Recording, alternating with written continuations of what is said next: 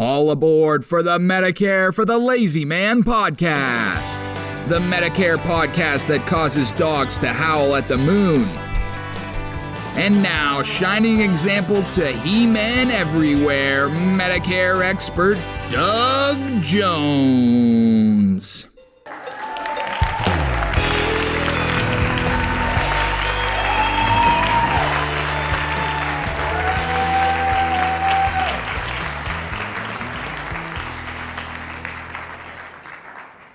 Hello again, everybody. Welcome to another episode of the Medicare for the Lazy Man podcast. I am your lazy podcaster, Doug Jones. I'll be your Medicare expert for as long as you'll have me. It is a magnificent, warm, sunny day in Arizona. It's going to be in the upper 70s, even though it's January. So eat your hearts out, all of you northerners who are starting to realize that you're becoming deficient in vitamin D. In order for us to keep our vitamin D levels topped off, all we have to do is step outside and bask in the glow of that warm sunshine. But enough about that. What am I doing here? Well, I'm here to help everybody who wants to feel good about Medicare feel good about Medicare. It is a task that I don't take lightly, but what I've done is I've written a book called Medicare for the Lazy Man, which is a serious treatment of the Medicare important facts and information that one should know if one is going to become a Medicare participant one day. It is not completely heavy and oh God, I don't want to leave you with the wrong impression. It is lighthearted, but it is factually sound. When somebody reads Medicare for the Lazy Man from cover to cover, they will not have lost several days in ponderous absorption of knowledge, but they will have probably spent a couple of hours, and they will have concentrated on the areas of Medicare that most affect them or most concern them. And at the end of the book, they'll have a very clear understanding of why Medicare is the way it is and what they need to do about it. And that book is on sale at Amazon.com. I think it's $11 for a paperback, $5 for a Kindle version. An Audible version is coming very soon. And there is a hardcover version, $25. Sounds like a lot of money, but this is a lot of book. So I will tell you that those who have purchased the hardcover version have not been sorry. I've never had anybody ask for a refund because it is a magnificent piece of work. So that's one of the books. Now, let's suppose that you need a down and dirty, fast, hard-hitting tutorial on how to enroll in Medicare. Well, that book is going to be released very soon. It may already be on Amazon on the shelves by the time you hear this podcast episode. It is called Medicare, and then for the Lazy Man in parentheses, Enrollment Guide. And this book is a very, very short, I call it the most powerful book in Medicare, page for page, pound for pound. It has more Medicare knowledge packed into its very few pages than any other book I've ever seen. It will tell you exactly how to enroll in Medicare. From your very first move, when you've decided what date you want your Medicare coverage to begin, to your very last move when you've decided which drug plan is going to work best for you. Everything in between is handled in a very businesslike and very abrupt manner, meaning when you open that book, you're going to find very little goofing around and very much knowledge of the best enrollment procedures and how to deal with your agent. You're going to need a licensed insurance agent in order to execute all of your Medicare coverages.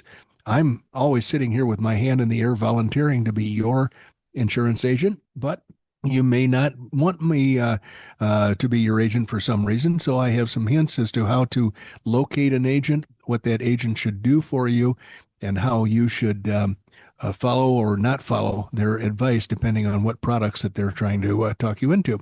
So I think it's got a lot of information in a very, very small package. So once again, the most powerful book in Medicare is Medicare for the Lazy Man, Enrollment Guide. And then finally, my book, Medicare Drug Plans, a simple DIY guide, will help you figure out for yourself. If you don't want any annoying insurance agent breathing down your neck, This book will help you use the government website to find the best drug plan for you. Now, why do you need a drug plan? Let's say you don't take any drugs. Why would you care about a drug plan? Because if you don't get a drug plan when you're first eligible, and years later you're taking a bunch of drugs and you decide you need a drug plan to defray the cost, Uncle Sam will know that you skipped enrollment in a drug plan early on. They will come and get you, and they will force you to pay a lifetime late enrollment penalty when you decide to enroll in a drug plan years down the road. The drug penalty, late enrollment penalty, is not life-changing. It's just enough to be irritating. And so to avoid that, what you should do is sign up for the cheapest drug plan available in your area, which could be $0 premium. So even if you don't take any drugs at all, prescription medications, you should seriously consider buying a Medicare drug plan to keep them off of your back when you eventually need a Medicare drug plan. Speaking of needing a drug plan, I see a guy who probably needs some puppy uppers. He looks a little worse for wear. I don't know if you've had a rough weekend. It's Tuesday morning, and I had a rough weekend, and so I understand what the value of having a little stimulant might do. And it looks like you could use some. Well, let us say that I'm stoking up on coffee. I know Okay, you're well, not that's you're a tea drinker as I opposed to am, coffee, and I load that but sucker up with sugar. yeah, I definitely this morning needed quite a load of caffeine to Mm-hmm. keep my eyeballs awake, and I will have to continue that process throughout the day. Did you catch my puppy uppers reference? I did. Back in 1975-ish, 76-ish, Saturday Night Live had an ad for puppy uppers, and for the puppy that's too enthusiastic, they had doggy downers. Doggy down. Yeah, I have no idea whether this was in the same time frame, but you know what popped into my head? No, what's that? Land shark. Yeah, that was in the same time frame, Was it? same cast of Saturday Night Live, and I think we're the only people that continue to watch Saturday Night Live, hoping for something entertaining. Yeah, I obviously the entertainment that we like to look at and still like to look at has it's not as interesting to the 20 somethings anymore. No, in fact, I got my two grandsons presents. One was not an emotional, an impulse purchase. We were at Walmart since the spousal unit, the content curator, is having difficulty seeing. I am now forced to do grocery shopping with her. And at the checkout, there was a magazine rack, and there was a new edition of Mad Magazine collection of. Oh my God, yeah. And I grabbed that because one of my two grandsons is a Mad Magazine aficionado. And then I thought, what am I going to get the other grandson? He's going to feel left out. And I had a brainstorm because I used to love National Lampoon magazine Yeah. back in the days when it was in its early days, when it was hilarious all the time.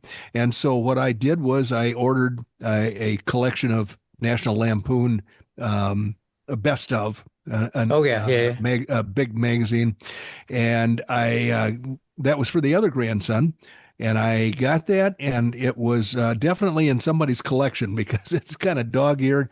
All the pictures with naked ladies on them, all the pages with naked ladies on them are bent over, and so I had to straighten it out and try to make it look as new as possible Oh for the. my God. That's a obviously it was a very well loved magazine. Absolutely, this particular collection of National Lampoon articles was, but boy, I still have all of my old National Lampoons, but I didn't get in on it early enough, so I accidentally discovered National Lampoon as we were driving from Illinois to Florida on our honeymoon. It had been in publication for a couple of years before that, so this is a collection of all the stuff prior to my subscription, and Hmm. I didn't recognize a lot of it, but it was almost timeless. I'm not sure how a 25-year-old is going to enjoy it, but at least I'm sure he'll be polite enough to say, "Oh, I really enjoyed it. Thank you very much." Well, the reason I thought this was Very timely discussion was that yesterday, as you might remember, I was at my oral surgeon's office So I remember. and I was discussing something that I thought was common knowledge. Mm-hmm. No, No, the because they're 20 all the children. 20 somethings didn't know Yeah. anything about it. Yeah. What was it exactly? Uh, well, it was a night show host called Ah. Johnny Carson. Oh, yeah. And they had no clue as to who this might have been, huh? They said it sounded vaguely familiar. Oh, man. Well, And I said, well, it should be okay. I would like it to hear a little bit more than vaguely familiar, but bottom line is I was forced to watch that show every night of my life, or I couldn't claim to be part of the family. well, I have to tell you, I didn't have that same pressure. So I felt a lot of it was over my head. Now I enjoy going back and watching the reruns or the YouTube sections because it is more. I'm able to enjoy it more now than I did when I was a teenager. Well, every time I mean, there's hundreds of things that I remember about the Tonight Show, but the probably one of the top two is the Ed Ames hatchet throwing incident. Oh yeah, yep, yep. Every collection of scenes from the Tonight Show is includes that one. Oh And then yeah. also Ed McMahon doing one of his Alpo commercials with an uncooperative dog. I think Yeah, it's yeah, fairly common. absolutely. Well, I as the nominal producer of this show, Okay. I suppose we ought to make some money, huh? I always know what's coming then. It's always, okay, Jones, get to work, get to work. Well, I had a house full of guests, family members visiting the warm Arizona sun over the weekend. So my preparations are a little bit lacking for this episode. I was considering having Randy do Randy's pick, which is always an entertaining thing. Just pick one of the categories that we have. But I've got a few things that I'd like to clean up here. I'd like to do a little house cleaning. So we'll do Randy's pick another time soon. And that's kind of we'll see what we land on. If we had a big wheel to spin with all of the categories, wouldn't that be an interesting way to go? But in this case, I'm going to read a headline for our Medicare Advantage Minute.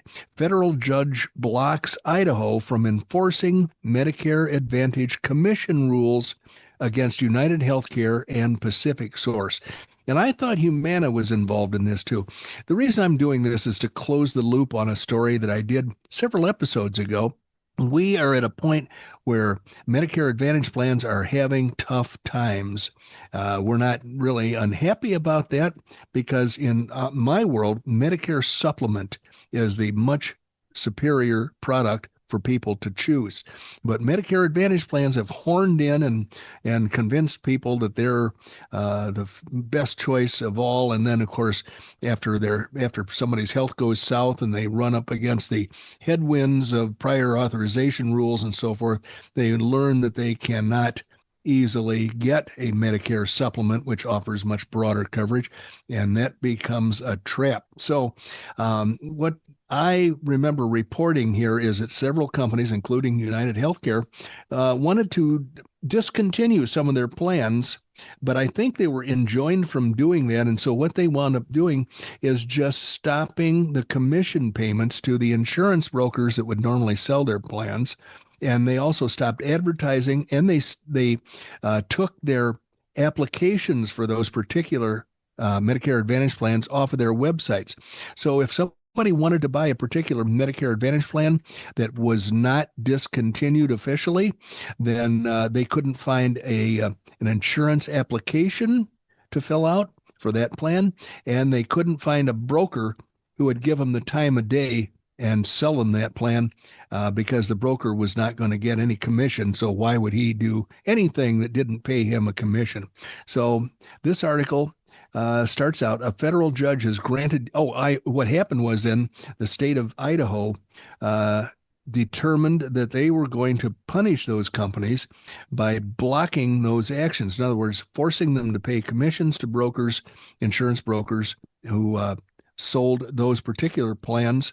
And also they ordered them to make the applications available for potential insureds or participants. So the body of the article says a federal judge has granted United Healthcare and Pacific Source preliminary injunctions that block Idaho from taking action against the insurance companies over their Medicare Advantage broker compensation practices. The insurers sued Idaho insurance director after the state issued a bulletin claiming authority to regulate Medicare Advantage plan marketing and broker commissions under the state consumer protection law. Shortly after he issued a cease and desist order to both companies, alleging that the insurance companies were intentionally limiting access to Medicare Advantage plans by curtailing online applications and rescinding broker commissions. The U.S. District Judge David Nye ruled on December 22nd that the insurers are likely to succeed in their lawsuits, which argue that federal Medicare law preempts Idaho's regulatory efforts. If the federal standard regulates in the same domain as state law, even if the state law is consistent with the federal standard, and even if the state law is generally applicable, the state regulation is preempted, said the judge.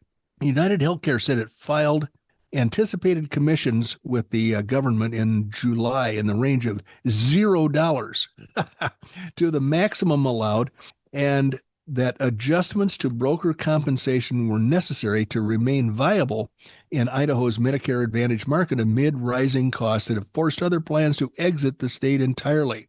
The lawsuits argue that the federal government has exclusive regulatory authority over Medicare Advantage plans, with only narrow exceptions for state licensing and solvency requirements. In early December, the government also reminded states that federal law governs Medicare Advantage broker compensation and marketing practices. And boy, that's true. When I've seen the rules for Medicare Advantage marketing, Randy and I used to read them and laugh uproariously at the silly rules. Like you can have a meeting, you can invite people to a meeting, but if it's a educational meeting, you can't sell anything. And if it's a sales meeting, you almost can't educate people, and you can't serve them a meal. You can only serve them snacks. And so if you serve them like a hunk of turkey on a plate, you would not be allowed to serve them any gravy, because that, and if you threw a potato out there, that would constitute a meal, and it would be verboten under government regulations. So I don't know if we're going to see any more under the new administration, if we're going to see more or fewer nonsensical regulations like that. But we found it pretty entertaining to go through all of their rules and marketing regulations and so forth and so on. So that's our Medicare Advantage Minute for today. I'm still house cleaning here. I've got some correspondence. And there was a gentleman named Mike in Rhode Island, and he wrote to me and he said, Medicare Supplement Plan G versus High Deductible Plan G in Rhode Island. I am a practicing physician currently employed by Charter Care Medical Associates in Rhode Island. The parent company has been in bankruptcy proceedings for approximately 1 year, and the presiding judge is expected to rule by the end of January on whether the organization and its 2 affiliated hospitals will close. In anticipation of a potential loss of employer-sponsored coverage, I have already submitted all the required documents to the local Social Security/Medicare office to transition to Medicare Part B. These documents include the CMS 40B, which is the application for Part B of Medicare, and the CMS-L 564, which is the statement that you've been participating in the employer-sponsored plan. Both of these were completed by his employer. I expect a determination within the next 2 to 3 weeks. I am now evaluating Medicare supplement options in Rhode Island, specifically Medigap Plan G versus High Deductible Plan G, with a strong preference for a national plan rather than Medicare Advantage. My spouse and I travel frequently between Rhode Island and Florida, making Medicare Advantage impractical for our needs. I love this guy because everything he says is right on the money. He's done his research and he knows exactly what the shortcomings of Medicare Advantage would be. And then he says, for context, I'm age 70 and a half in good overall health. My modified adjusted gross income places me in the IRMA bracket of $344,000 to $400,000 a year. Based on my calculations, Medicare Part B premiums with IRMA will be approximately $525 a month. Ouch. On the other hand, I will suggest to him when we conclude our dealings that he apply to have this IRMA penalty reduced or eliminated because his income is going to drop substantially. He's basically, if this bankruptcy proceeding goes through as he expects it will, he's going to be out of work and basically retired. And that means that he should appeal using the form, I think it's SSA-44. That may be the form that one can appeal the IRMA penalty on. So then he's saying if I add a Part D premium, it should bring my expenditure just over $600 per month. I think he's wrong about that because, the IRMA adjustment will drive up the Part D as in dog premium. Yep, he's right. So about $600 a month is what he expects to have to pay for his own Medicare coverages. I take 3 generic medications, all of which are widely covered across Part D plans. Given these factors, I'm seeking guidance on whether Standard Plan G or High Deductible Plan G is the most cost-effective and prudent choice in Rhode Island, taking into account premiums, expected out-of-pocket exposure, long-term rate stability, and underwriting considerations. I appreciate your assistance and look forward to your recommendations. Sincerely, Mike. Well, here's the deal. I sent Mike exactly what he asked for, and I do this for everybody that comes to me for a quote for Medicare supplement plans.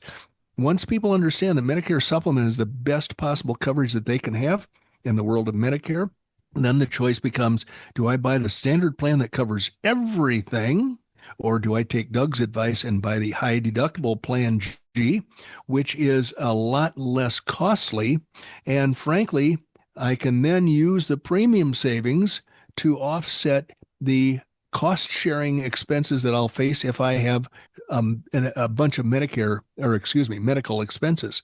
And so I sent him quotes listing the plans that I have in my portfolio that I would use in Rhode Island for Plan G, the more expensive plan, and then right next to them, the premium rates for High Deductible Plan G, obviously much, much smaller monthly outlay. And then I have another sheet in my quote that does the math for him that says, all right, here is what your monthly savings would be if you have no medical expenses for the whole year. Here's what you would save on an annual basis. And let's say that's in the neighborhood of $1,300 a month. And then on the other side of the page, I have what would happen in the worst case scenario if he bought Medicare High Deductible Plan or Medicare Supplement High Deductible Plan G, paid the small premium, but had a lot of medical bills. Let's say he had $2 million in medical bills that were covered by Medicare, and he only had High Deductible Plan G. Well, that means that he's got some cost sharing that he'd have to deal with before it goes to 100%. What he does is he takes the premium savings, which are now in his underwear drawer, let's say, or he stashed them away somewhere. He takes the premium savings out and pays his medical bills with those. He uses the savings to offset the increased risk from the cost sharing, and that becomes a very fiscally responsible thing to do for 2 reasons. First of all, why pay more for insurance than you need to? Keep your savings set aside in case you need that extra money. Hopefully you won't ever need it, but you might. So then you'll have the savings to use as you see fit rather than being forced to pay an exorbitantly high premium every month, whether or not you have any medical expenses or not.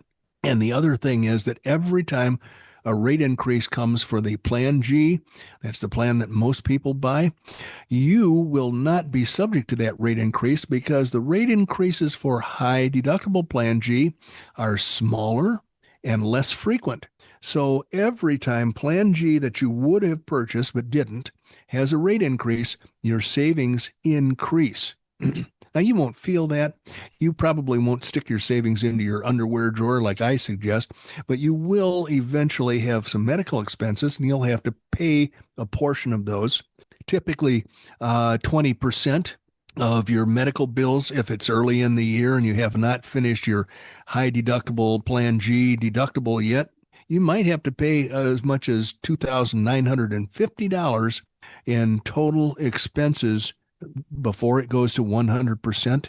And in that case, you can pull your savings out of your underwear drawer, but in reality, you probably blew it on cheap booze and women. And so what you've got to do is remember that you're paying a small premium every month. You might have been stuck paying a large premium every month. So if you've got to kick in some cost sharing, it's really not an extra expense. It's just using some of your savings to offset your increased expenses that occur when you have a big medical bill. And maybe you won't ever have a big medical bill. I know we didn't have anything like that until my wife needed a new knee.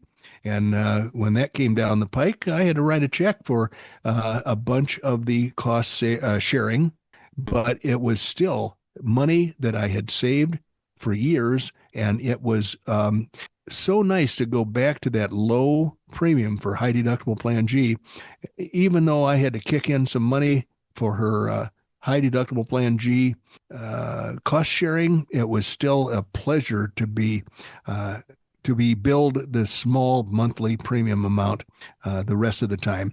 And then, of course, she needed a second knee a couple of years later. So I did it all over again. But it was, I just kept telling myself when I write this check for my share of that doctor's bill, the whole thing is being paid for by the money that we saved for years of very small medical expenses.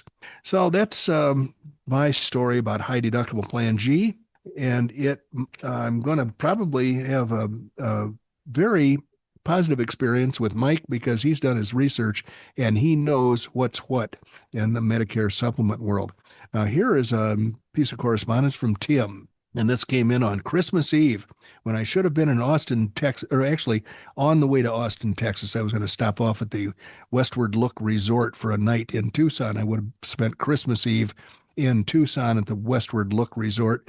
But because of the content curator having vision problems, we canceled that trip. And so now Tim wrote to me and he said, "Hi, Doug. I've enjoyed your books and podcasts for some time now.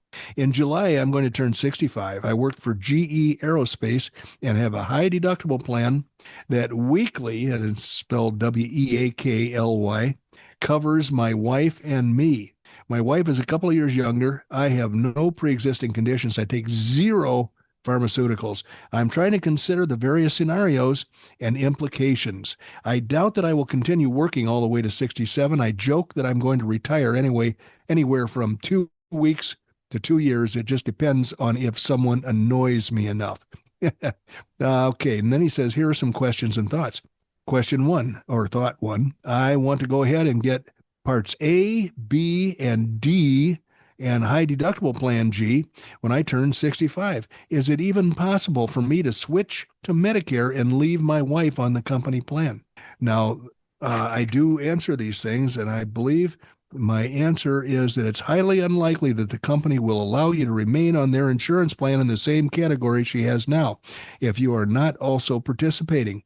My guess is that they would want to change her to COBRA status, which would offer the identical level of protection but at a somewhat higher cost and with a time limit, probably 18 months.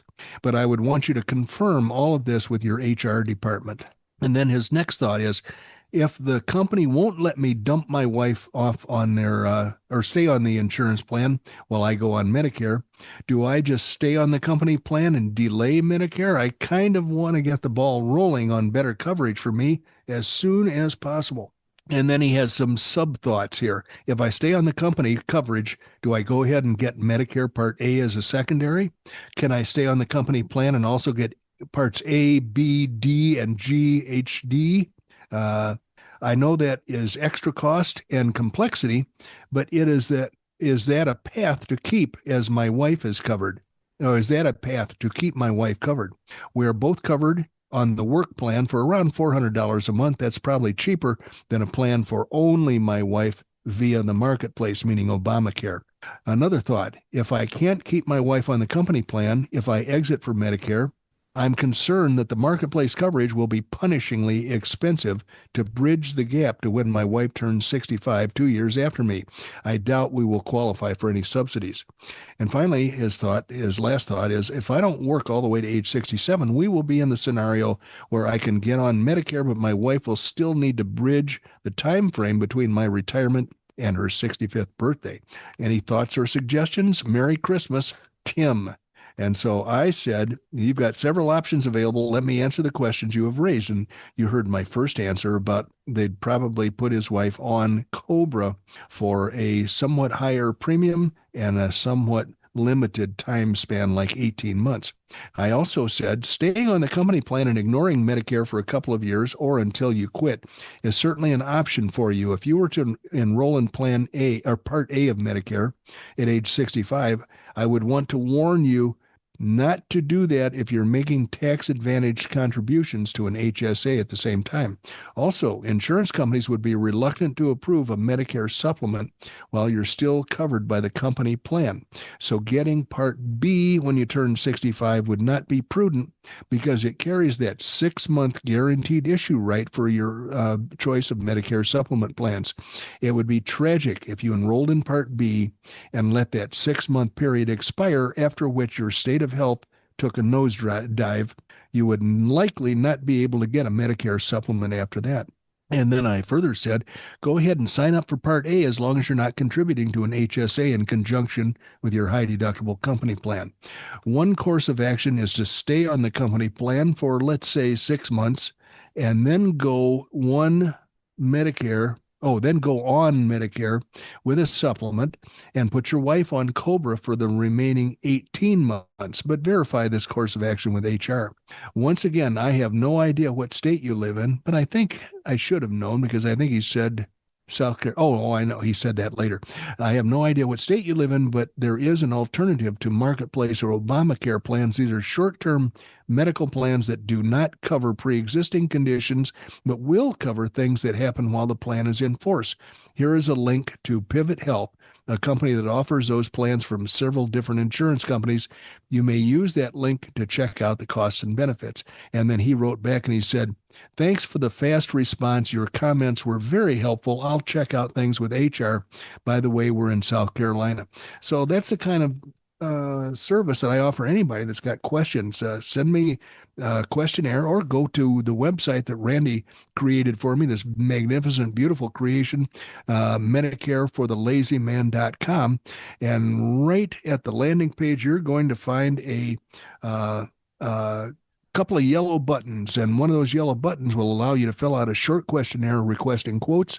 And at the bottom of that form is an unlimited space that you can type questions in there, hypothetical situations, nosy questions about my history or whatever you want to know about, and that will come directly to me, and I will answer your questions for you and hopefully offer you the options about Medicare that will allow you to plan your course of action for a successful transition.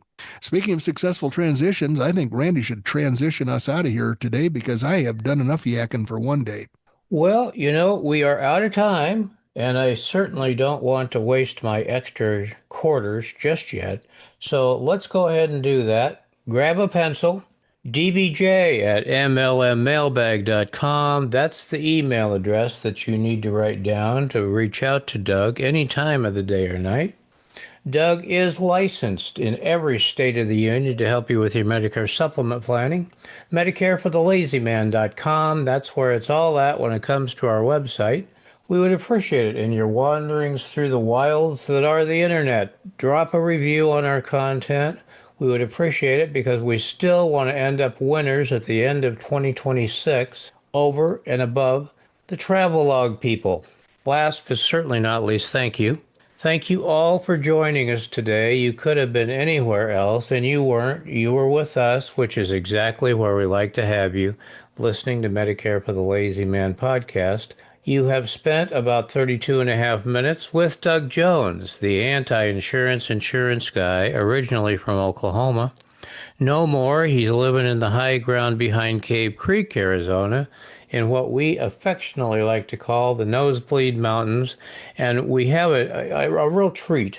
Coming soon, Doug's going to be able to say he's got his private pilot's license, and bottom line is I'm gonna like to hear all about that because that's a real accomplishment. Because last year, what was it? Last year, year before that, he got his cruise ship captain's license. So he's just really going for it. The part that Randy's overlooking here is the fact that I am a well-known liar. And so I'm doing all this because I was inspired by a guy I knew once who was kind of a ugly looking guy, kind of nondescript, but he drove race cars and flew jets. And I happened to watch him be questioned by a series of women during a Chiefs baseball game, Chiefs baseball football game, wherein he and I and several other people were the only people not wearing red in the whole stadium, Kansas City Chiefs. And this guy had women hanging off of him during a football game like you wouldn't believe. So this is the tech I'm using to make myself more attractive to the fairer sex, because I've got a high school reunion coming up and I want to gain the respect that I never was able to gain in high school. And I'm thinking this is a way to do it. So with that plan set in motion, I'm going to leave you now, but I'm going to hope that you come back for our next episode. In a very short period of time, we'll be ready for you again, and we'll let you know that there's another episode, and I sure hope you'll join us then. Until then, bye-bye.